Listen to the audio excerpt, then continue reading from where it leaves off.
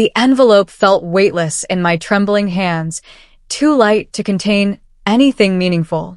I stood in my father's living room, surrounded by cardboard boxes and the ghosts of 28 years of memories.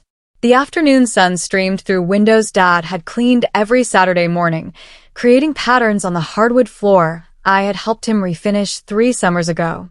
My sister Marla stood across from me, arms crossed, wearing a black dress that probably cost more than my monthly rent.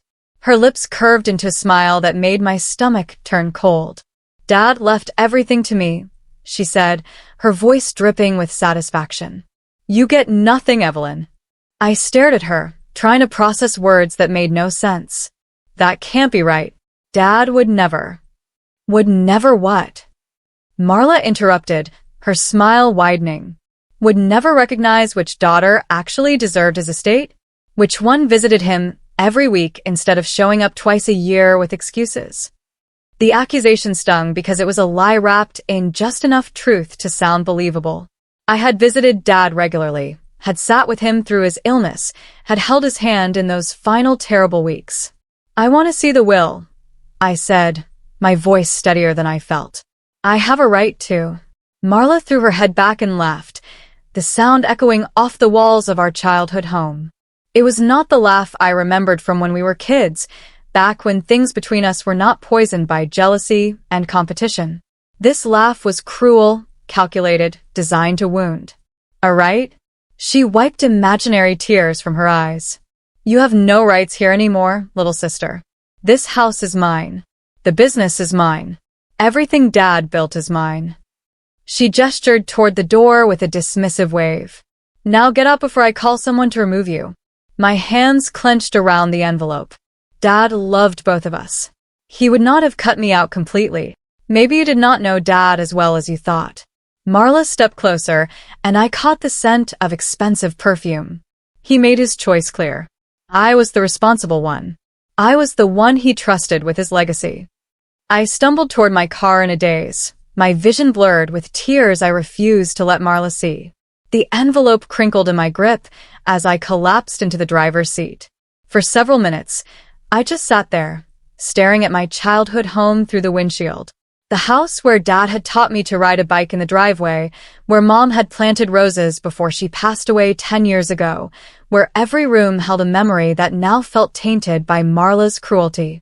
My hands shook as I tore open the envelope. Inside was nothing. Completely empty.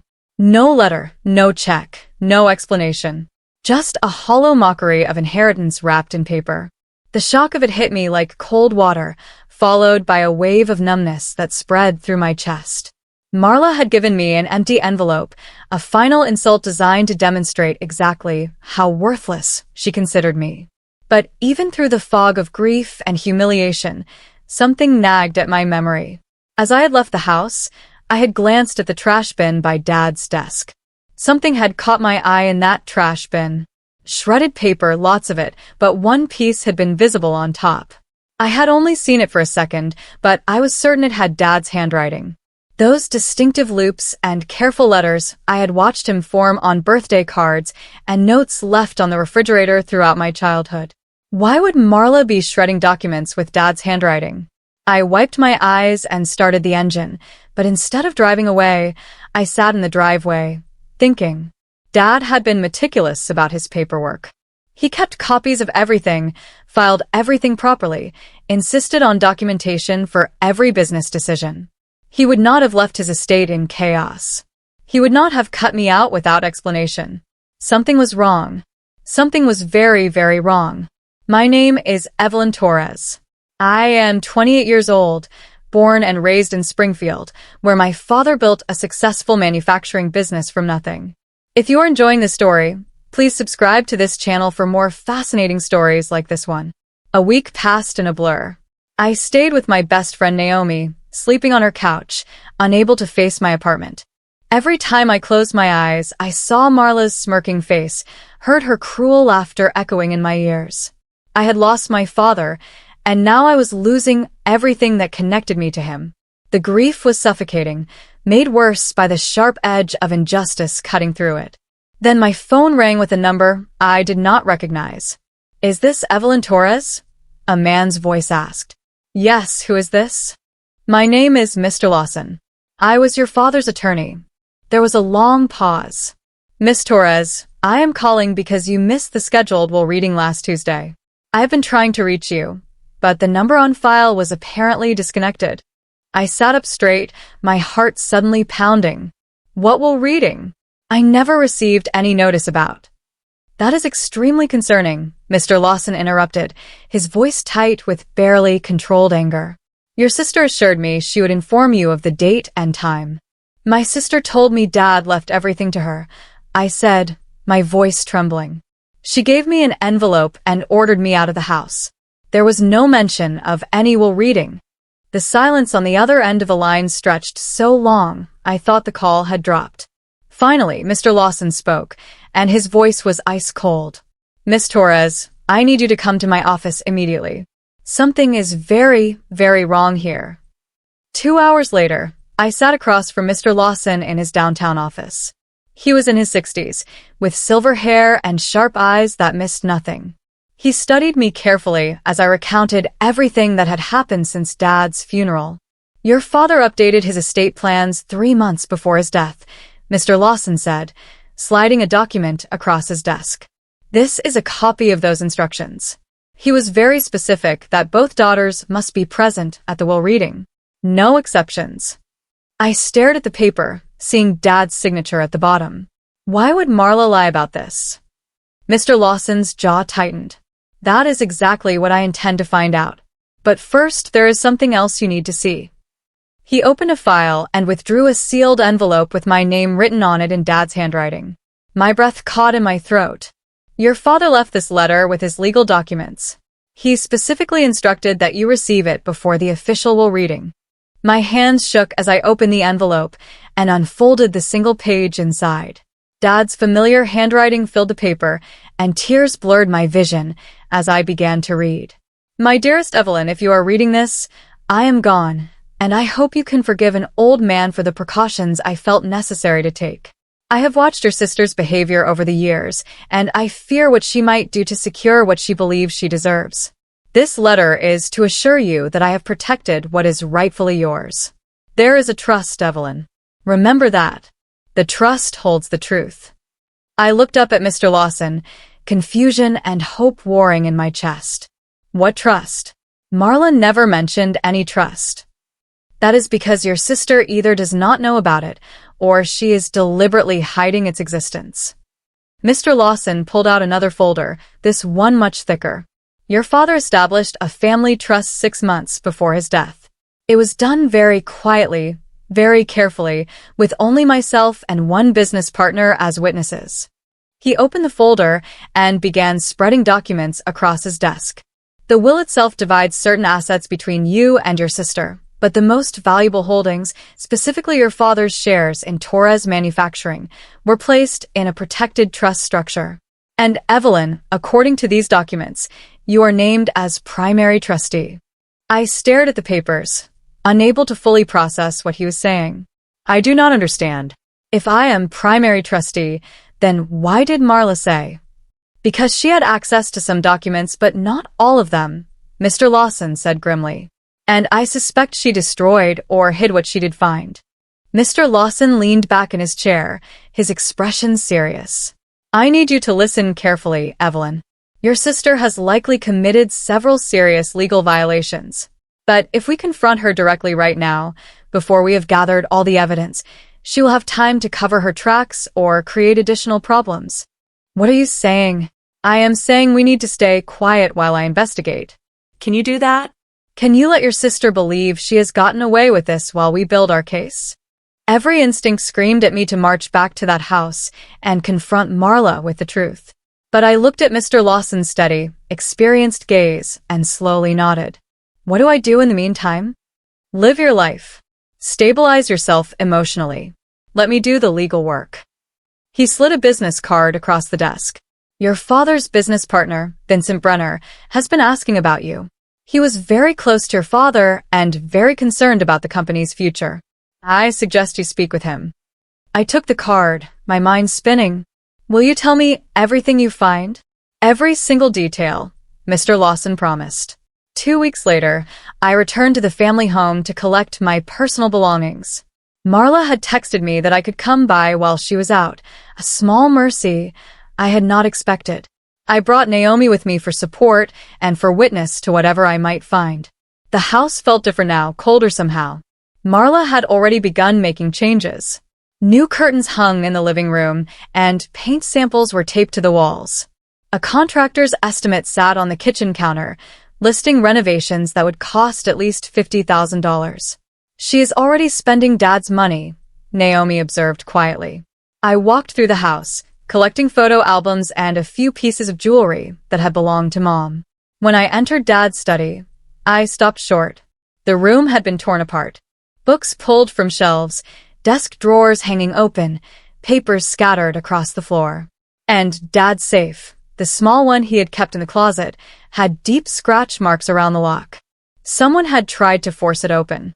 What happened in here? Naomi asked from the doorway. I knelt down, examining the scratches more carefully. They were fresh, made within the last few weeks. Marla was looking for something. Something she thought was in this safe. Did she find it? I shook my head. Dad changed the combination 6 months ago. He told me the new one but made me promise not to write it down. I reached for the dial, my fingers remembering the sequence. The safe clicked open, and inside I found exactly what I expected. Nothing. Marla had eventually figured out how to open it, and had taken everything. As I was leaving, Mrs. Brennan, our former housekeeper, appeared at the back door. She was elderly now, in her 70s, but her eyes were sharp as she gestured for me to come outside. Miss Evelyn, she whispered urgently, glancing nervously at the house. I need to tell you something. The night your father died, I came back to collect something I had forgotten. I saw Miss Marla here, pacing through the rooms, pulling open drawers, searching through your father's desk. She was frantic, looking for something specific. Mrs. Brennan twisted her hands together nervously. I did not think much of it at first. People grieve in different ways. But then she saw me watching and became very angry.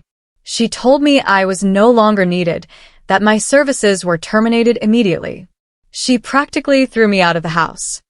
Why are you telling me this now? I asked gently. Because your father was a good man, and what I saw that night was not grief. It was greed.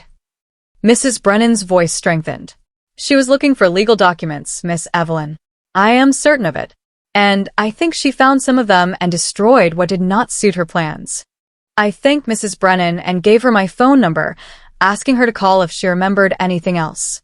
As Naomi and I drove away, my phone rang. It was Mr. Lawson. Evelyn, I need you to come to the office first thing tomorrow morning. I have found something significant. That night, I barely slept, my mind racing with possibilities.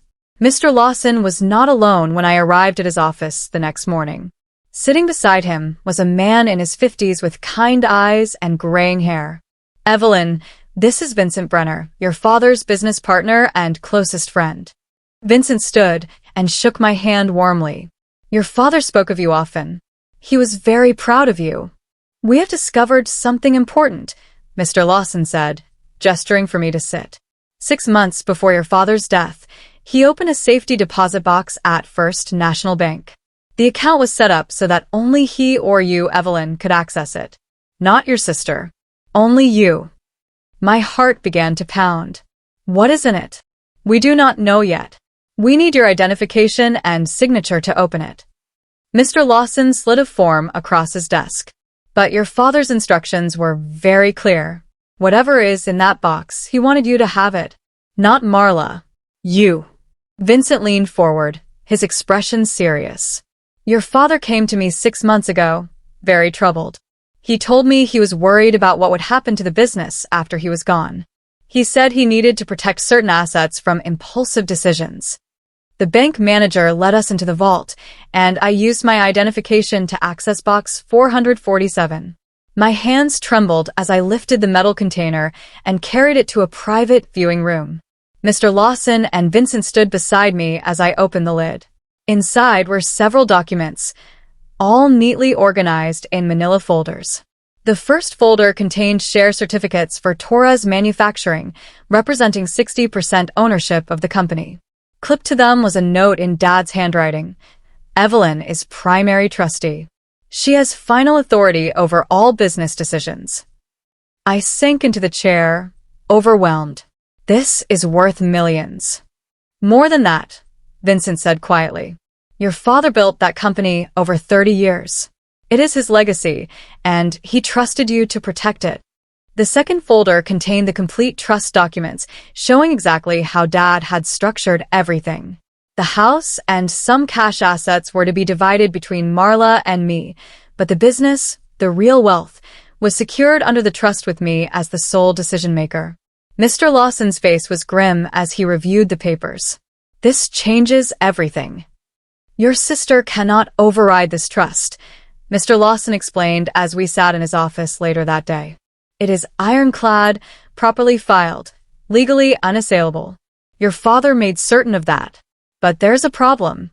What problem? Marla has been telling people she is the sole heir. She has been making financial commitments based on assets she does not actually control. And according to Vincent, she has already made several decisions at the company that are causing serious concerns. Vincent nodded, his expression troubled. She fired 3 of our longest-serving employees last week. She is talking about selling off equipment and restructuring departments. She is acting as if she owns the company outright. But she does not, I said. No, she does not. And when she finds out the truth, there will be consequences. Mr. Lawson tapped the trust documents. The question is, how do we handle this? We can confront her now, or we can wait and see exactly how much damage she does to her own credibility first. I thought about Marla's cruelty, her laughter, the empty envelope. What do you recommend? We wait, Mr. Lawson said firmly. We document everything she does. We let her dig her own hole deeper. And when the moment is right, we reveal the truth publicly, in a way that leaves no room for her to twist the narrative or make you look like the villain. Over the next 3 weeks, I quietly prepared for what was coming. I met with Vincent regularly, learning about the manufacturing business Dad had built. I reviewed financial statements, met with department heads who still believed Marla was in charge, and slowly began to understand the scope of what Dad had entrusted to me. Meanwhile, Marla's behavior grew more reckless. She gave an interview to the local newspaper announcing her plans to modernize Torres Manufacturing and streamline operations. She posted photos on social media of the expensive renovations happening at the house. She bought a new luxury car and was seen at high-end restaurants, spending money as if it would never run out. Vincent reported that she had signed a major contract with a supplier, promising delivery timelines and prices that were completely unrealistic. She has no idea how the business actually operates, he said, frustrated. She is making promises we cannot keep. Can she legally sign contracts on behalf of the company? I asked Mr. Lawson during one of our meetings. No. She has no authority to do so. Any contracts she signs are void. He looked at me seriously. But the people she is signing them with do not know that yet. And when they find out, there will be financial and legal consequences for misrepresentation. I felt a strange mix of emotions. Anger at what Marla was doing to Dad's legacy, but also a cold satisfaction that her own actions were building the case against her. The breaking point came a month after Dad's death. Mr. Lawson called me on a Friday afternoon, his voice tight, with controlled anger. Marla had just signed a deal to sell a portion of the factory property to a development company. She represented herself as having full authority to make this decision. The sale is scheduled to close in 30 days. Can she do that? Asked, already knowing the answer. Absolutely not. That property is part of the trust assets. But this has gone far enough, Evelyn. It is time. Mr. Lawson scheduled the official will reading for the following Wednesday. He sent formal notices to Marla, Vincent, and several other family friends and business associates who had been mentioned in Dad's will. The location would be his conference room, a neutral, professional setting where everything would be documented. I spent the days leading up to the meeting in a state of nervous anticipation. Part of me was terrified of confronting Marla, of seeing her reaction when the truth came out. But another part of me, the part that had been growing stronger over these past weeks, felt ready. Naomi helped me choose what to wear. A simple navy dress, professional but not flashy. You need to look like someone who can run a company, she said. Because after today, that is exactly what you'll be doing. The morning of the will reading, I arrived at Mr. Lawson's office 30 minutes early. Vincent was already there, offering me a cup of coffee and a reassuring smile. Your father would be proud of how you have handled this. I have not handled anything yet, I said nervously. You have handled yourself with grace and patience. That matters. Marla arrived exactly on time, dressed in an expensive designer outfit I recognized from a boutique downtown. She swept into the conference room like she owned it, her confidence radiating from every gesture. When she saw me, her eyes narrowed slightly, but she said nothing. Other attendees filed in. Two of Dad's oldest friends, Vincent's wife Patricia and Mrs. Brennan, who Mr. Lawson had asked to attend as a witness. Marla looked around the room with growing confusion, clearly not expecting such a large gathering.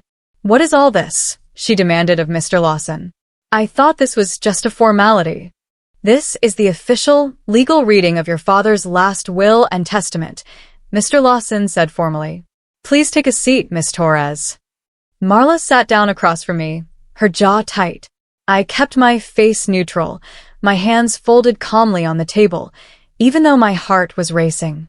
Mr. Lawson opened a leather portfolio and withdrew several documents.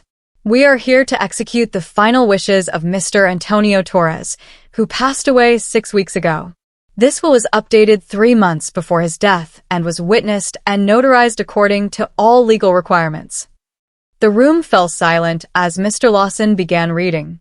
The first section dealt with personal items and small bequests to friends and employees. Marla shifted impatiently in her chair, clearly waiting for the important parts. Then Mr. Lawson reached the section about the house and liquid assets. The family home and associated cash accounts, totaling approximately $200,000, are to be divided equally between Antonio's daughters, Marla Torres and Evelyn Torres. Marla's face went pale. Equally? But Dad told me. Please do not interrupt, Mr. Lawson said firmly. There is more.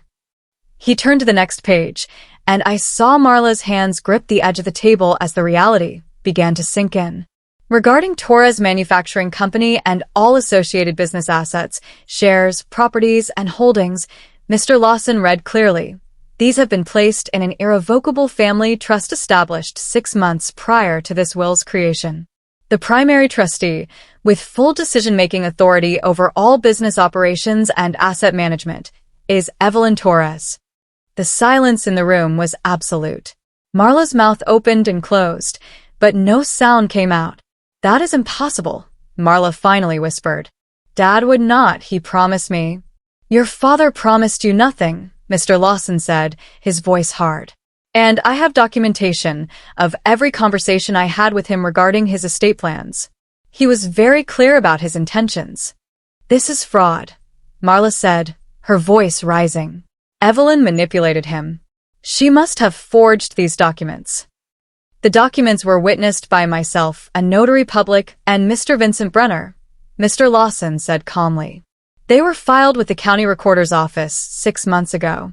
The timeline makes it impossible for Evelyn to have had any involvement, as she was not even aware of the trust's existence until 2 weeks ago. He slid copies of the documents across the table. Marla grabbed them, her hands shaking as she scanned the pages, looking for any flaw, any mistake. But there was none. Every signature was legitimate, every date verified, every legal requirement met. The trust documents clearly state that Evelyn Torres is the primary trustee, Mr. Lawson continued. This means she has final authority over all business decisions, including personnel, contracts, and property sales. Marla's face went from pale to bright red. No. No, this cannot be happening. I have already made commitments. I have signed contracts. Contracts you had no legal authority to sign, Mr. Lawson said. Every agreement you made on behalf of Torres Manufacturing is void. You represented yourself as having ownership and authority you do not possess. That is fraud, Miss Torres. Actionable fraud. The weight of his words hit Marla like a physical blow. I watched her face cycle through shock, rage, and then creeping horror as she realized the implications. The supplier contract, Vincent said quietly. The property sale. The employment terminations. All done without proper authority. The development company planning to buy the factory property is going to be very unhappy when they learn the sale cannot proceed, Mr. Lawson added. They may choose to pursue legal action for misrepresentation. And the bank that approved your home renovation loan based on your claimed inheritance will likely demand immediate repayment when they learn the truth. Marla stood up so fast her chair fell backward. You planned this. All of you. You turned Dad against me, and now you are trying to ruin me. We did not have to turn your father against you, Vincent said, his voice sad. You did that yourself with your behavior over the years.